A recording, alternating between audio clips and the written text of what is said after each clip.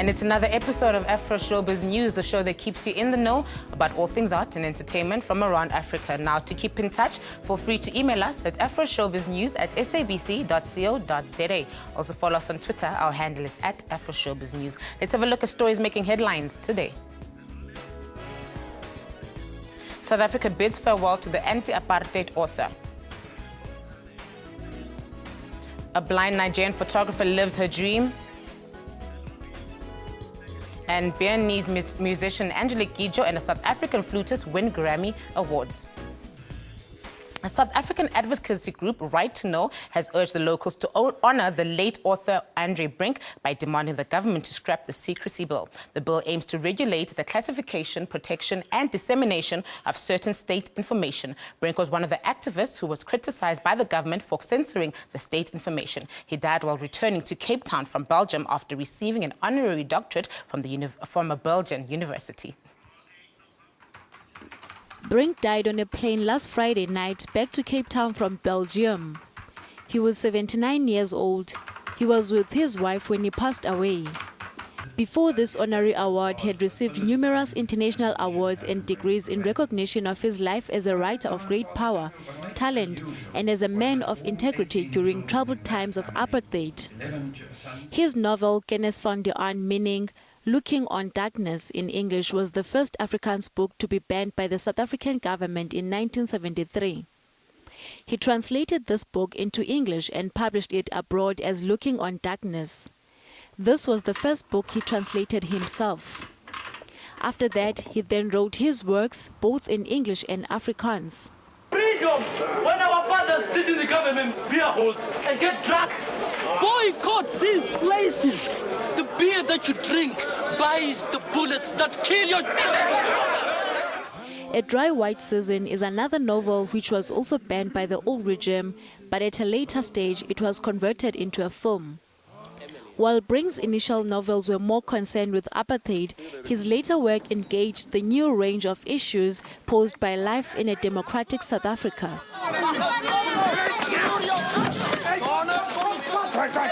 I'm not worried about those wounds. I know they'll get better. It's the wounds here. Brink, who died last week, has been cremated at a private family gathering in Cape Town.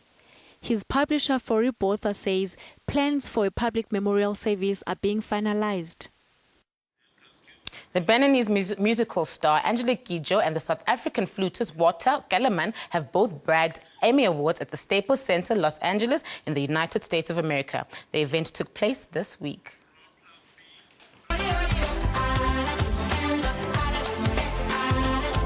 The new year has been off to a great start for world-renowned singer, songwriter and activist Angelique Kidjo, who won a Grammy back in 2008 for her 8th studio album Jin Jin. She also won the 2015 Crystal Award in a ceremony opening the 45th annual meeting of the World Economic Forum.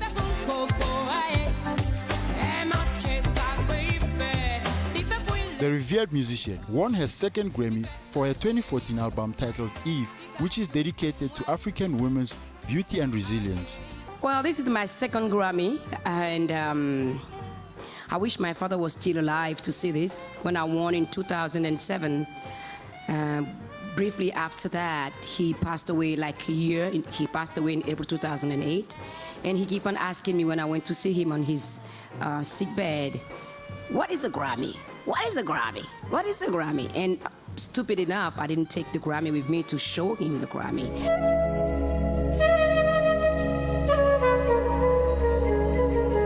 Another winner from the African continent was South African flute player Walter Kellerman for the Best New Age album for the album titled Winds of Samsara, together with the Indian composer Ricky Cage.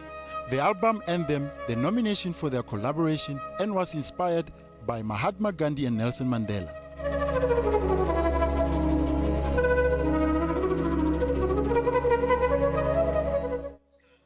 A blind Nigerian photographer doesn't let her disability get into the way of fulfilling her dream. Dayo Lawal used her hearing sense and touch and talking to people to capture images. Now, let's have a look.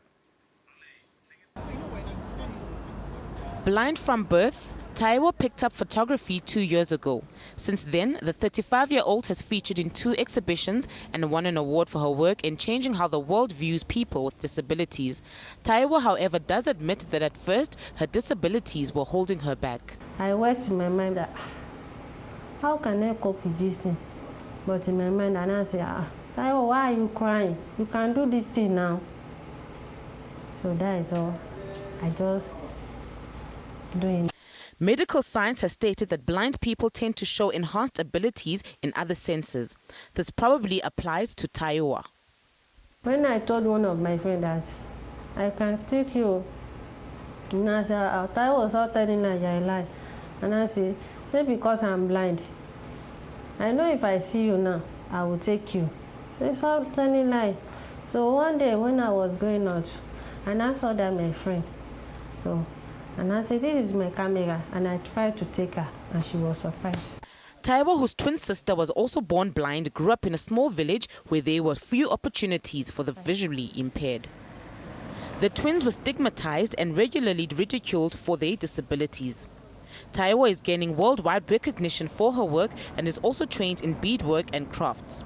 Nearly 25 million of Nigeria's 170 million people are physically challenged, according to the World Report on Disability.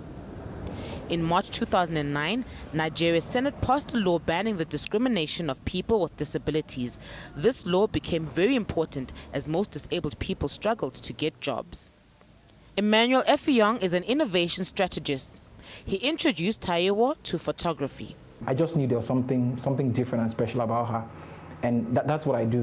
When I have that feeling, I just know something would work. And I just thought I introduced photography to her. She sounded too visual, too photographic in an explanation, and I felt there should be something special. So when the idea of photography for the blind popped, I just felt she should be the next person. Taiwo currently specializes in street photography and portraits.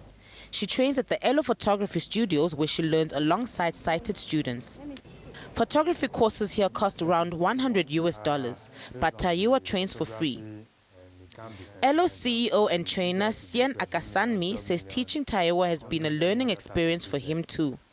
I'm more sensitive to all that stuff now because of my interaction with her, realizing that for someone that is blind, our other senses are more active.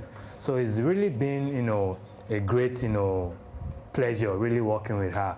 This year, she plans to launch a campaign dubbed What's Your Excuse, where she will reach out to young people in schools and universities around Nigeria to encourage them to follow their dreams no matter what. Time now for a quick ad break, but do stay tuned.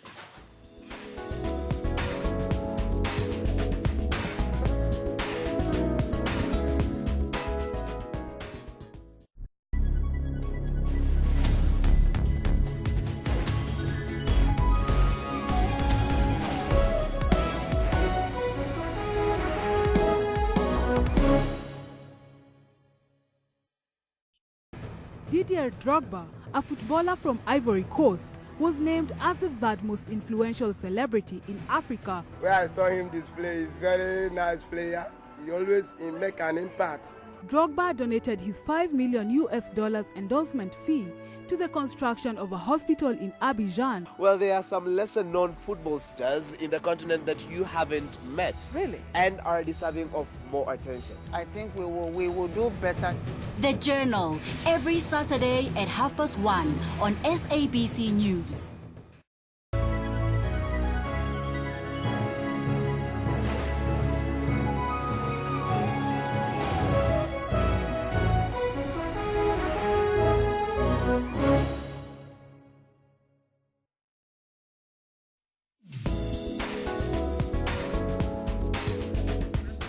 And welcome back. 7 South African films are currently showing at this year's Berlin International Film Festival. This is the largest film festival in the world, and this year has no exception, with over 400 films being shown. Ababi Ba Boda Boda is one of the films that is currently showing at the festival. This film pays homage to neo-novelist film The Bicycle. Co-produced by Uganda, Kenya and Germany, the movie is about a young drifter whose existence is put to the test when an accident stops his father from being able to drive. Also on the list of South African films is Necktie Youth, which features in the panorama section of the festivals. It chronicles a day in the life of best friends Jabs and September as they go on a drug-fueled joyride through the suburbs of Johannesburg. The black and white film stimulates conversations among audiences as it is a true depiction of reality. It explores conversations among youth in suburban Johannesburg on June 16, 2013. The Berlin International Film Festival in Germany, also called Berlinale, is one of the world's leading film festivals and most reputable media events. South African films have made an impressive appearance at this year's festival, proving once more that the film industry in the country continues to grow. Umbango has been featured in the special screening section. It was restored in a Cape Town studio alongside hundreds of other films. They were highly under the questionable B scheme subsidy. It is said to be the government film subsidy which sees scores of films made by white producers for black audiences. The films at the festival are shown at several cinemas across the city, centered at the Stage Theatre in Potsdamer Platz, a public square and traffic intersection in the center of Berlin. Other venues for the festival include the world's largest stage at the Fritz-Richtstadt-Palast. Jury President Darren Aronoff spoke about how he felt about the films that were taking part in the festival. We're excited about every film, and it's just about approaching every film and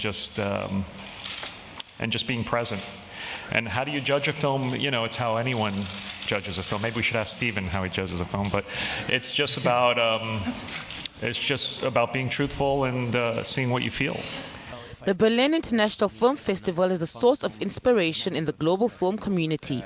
It includes film programs, workshops, panel discussions, joint projects, and other social projects. The festival comes to an end on Sunday. Audrey and Daniel. After a successful 3 years in banking, Shahid Joseph Gwaza moved into business process analysis role in the media industry. After traveling to the UK to further his international work experience, he's back in his country, South Africa, with his book, Business Analysis for Leaders, a business analysis framework designed specifically for leaders in business analysis. Now, to chat to us about this model and the motivation behind his book, Shahid is joining us from our Cape Town studios. Shahid, welcome to Afroshowbiz News. Hi, and thank you very much for having me on your program. Thank you so much for coming, Shahid. Now, briefly take us through the SPIRE model. What is that all about?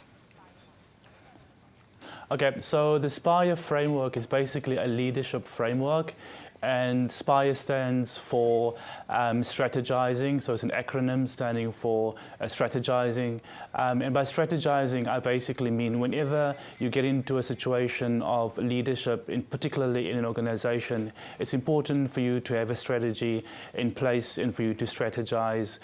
So in my book, I talk very specifically about coming up with a vision for your team. And that vision is really what keeps your team directed and what gives focus to the organization as well. Right. If I move over to the P, Inspire, the P basically stands for partnering with the right people. And there basically speak about the people that you hire and the importance of that those people are aligned to your strategy and that they are supportive of your goals in order for you to be successful. I also very passionately talk about connecting with the right people and networking as leaders. All right, now so Shahid. That's the P. All right, sorry to interrupt you there, but in your book, you share quite a bit about, your experiences as an analyst. Do you think that your readers can identify with that? Absolutely. I've tried to make the book as practical as I possibly can. I didn't want the book to be just another theoretical book. So I've made a lot of practical examples in the book just to sort of bring it home to people and to make it more relatable. Mm-hmm. And now your travels to the UK, how have they influenced you as an author and as a business analyst? Yeah, I think business analysis generally is quite generic across countries and across the world. So my experience in the UK is just an extension of my experience in South Africa. Yes, there are cultural nuances and cultural differences, but there's definitely a commonality across the world. How my experience has been shaped in the UK is the fact that I've been exposed to things in the UK that I haven't been exposed in South Africa yet. So there's a lot of that being brought forward into the book as well. All right. Now, Shahid, who is your book targeted for? Who are you hoping, reads this book? Okay, the book is basically targeted at leaders, it's targeted at business analysts, and it's targeted at small businesses who's looking for some form of structure in order for them to have a successful organization, and that's where the SPIRE model comes into play. Now, in terms of, the response to the book, how's the response been? I'd say the response has been quite well. My purpose for the book was basically to share knowledge, and there's been quite a bit of interest in people wanting to understand the subject to begin with. So I would say I'm very satisfied with the responses so far. All right, and then, what are you hoping to achieve through the release of this book? For me, like I said before, it's really about sharing knowledge. And if I can inspire someone else to live their dreams and for someone else to start their own business or to be more effective in their leadership, then I will have achieved my objective. And that's basically what I'm setting out for myself. All right, Shahid, thank you so much for joining us on Afroshowbiz News. Thanks for your time as well. You're most welcome. That was Shahid Joseph Gwaza talking to us from our Cape Town studios. You're still watching Afroshowbiz News. Now, if you've missed any of our shows, be sure to catch them on our YouTube channel by simply searching for Afroshowbiz News. Time now for another ad break, but don't go anywhere.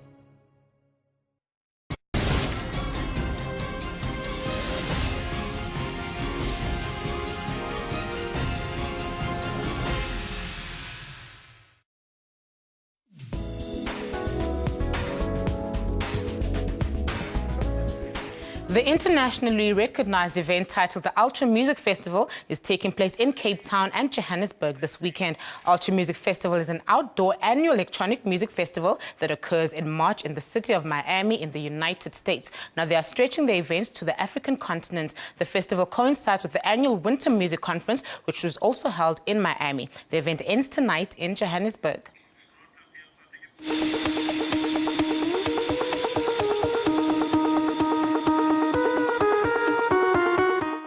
After a knockout first ever South African event in 2014, the Mega Jam is back to Mzansi's shores and bringing some of the sickest beat droppers to make heads spin in Joburg and Cape Town. The Mother City Festival took place at the Cape Town Ostrich Ranch last night, and the Joburg leg will be at the Nasrec Exhibition Center tonight.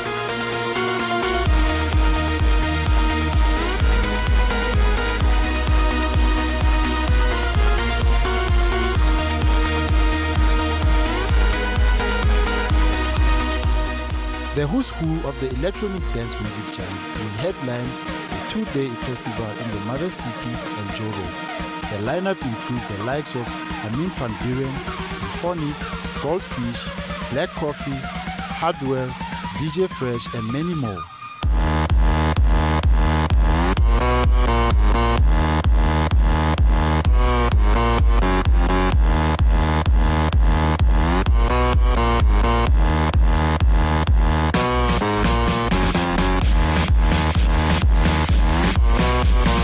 The festival began in Miami, Florida back in 1999, and the music festival has since become internationally renowned for bringing together the hottest names in the dance scene.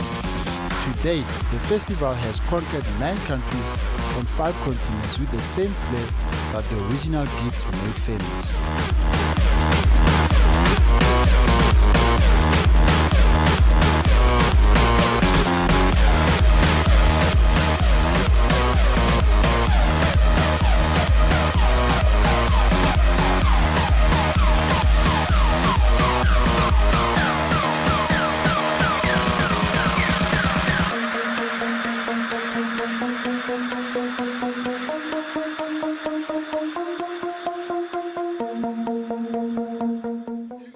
Now, a Nigerian man has made what could be a strange career switch. He dumped his career as a pilot to pursue hip-hop music. Caesar, who goes by the name of Caesar the Journalist, is based in the Eastern Cape in South Africa. So today, he's here to talk to us a bit more about his musical journey and his transition between the two careers. Hello, Caesar, and welcome to the show. Thank you. How are you doing? Thanks for having me. I'm great. Thank you so much for coming. Now, first and foremost, Caesar, you know, your love for music must have been that intense. Why did you decide to quit being a pilot to become a rapper? I would say for the love of the music. Mm-hmm. I really love doing music, making music. I love the hip-hop industry. I love the entertainment industry, period. Mm-hmm. But I would say it's my love for music. All right, now, what has been the hardest part, or the hardest and the best parts of being a musician for you?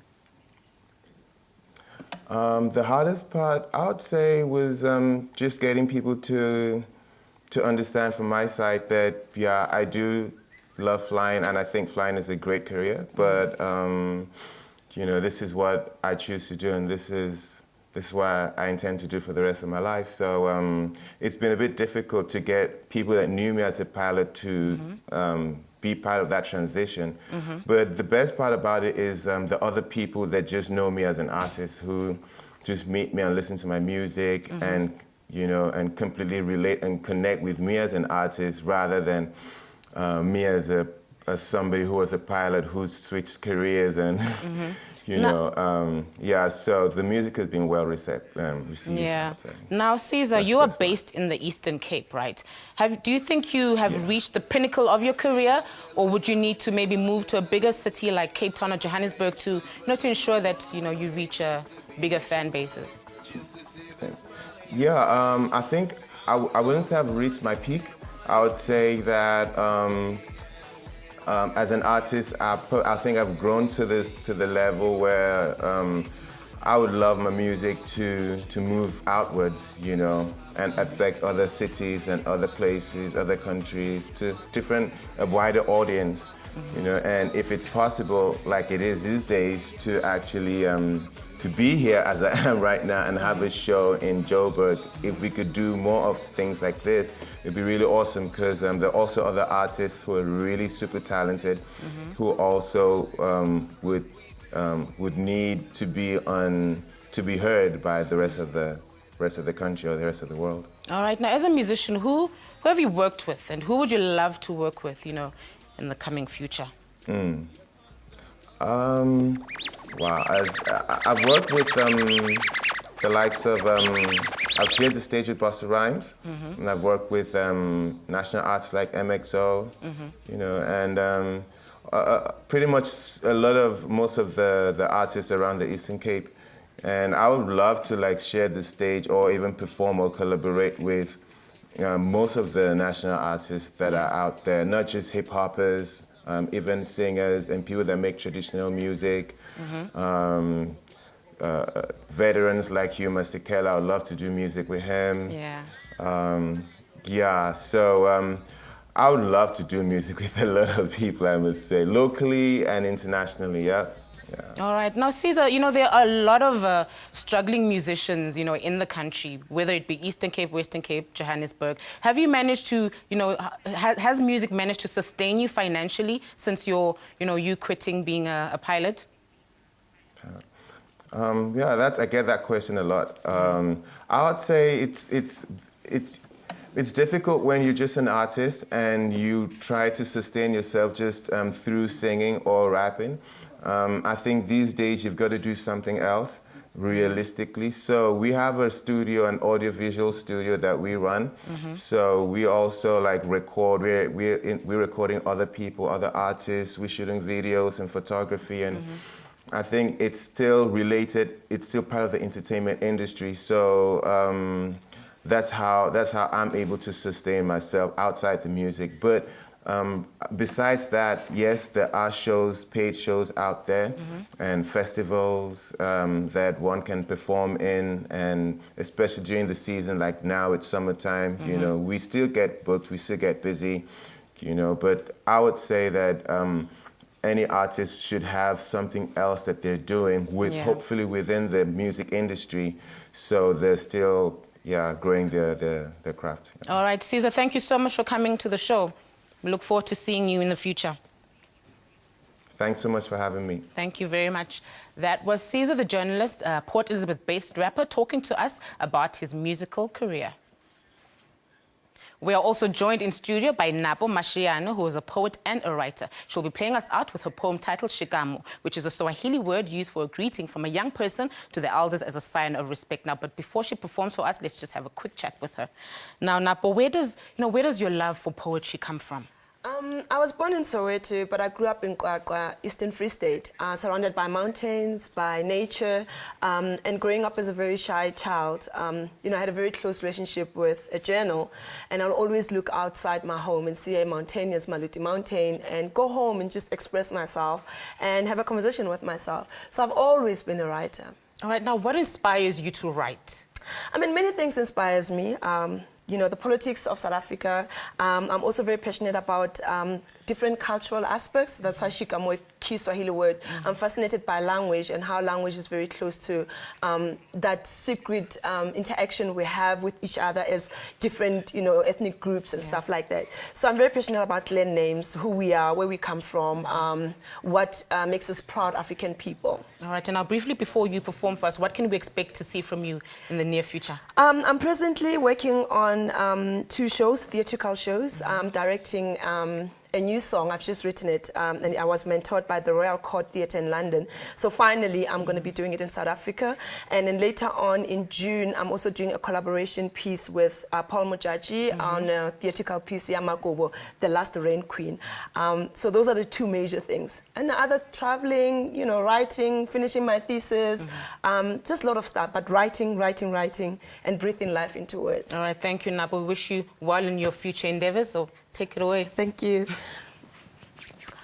I wish, like Shakespeare, I knew the color of love, how it takes form and twists the emotions. But I have learned to listen to the solidness of my ancestors' ground.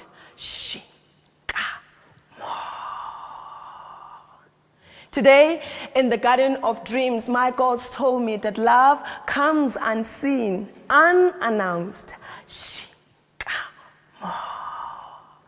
I decided to touch the feet of love and to walk 3 moon circles in shoes. Today, I looked within for all the answers, and there I found few lessons. Love is the unknown and the blind.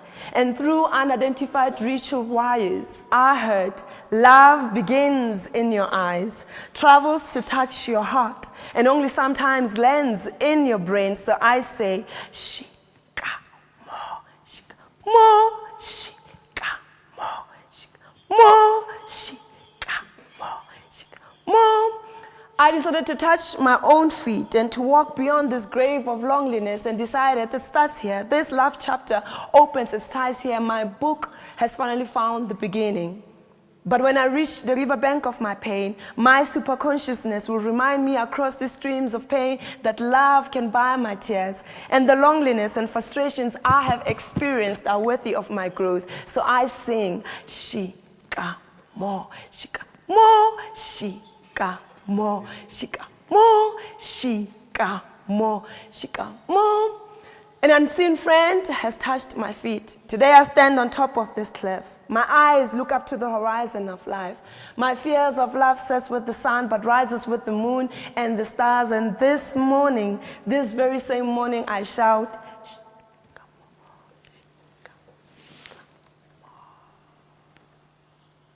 because I have walked miles of growth and experienced the true meaning of love. It ends here. This love chapter locks its ties here. My book has finally found the end. Shikamo. Love has touched your feet.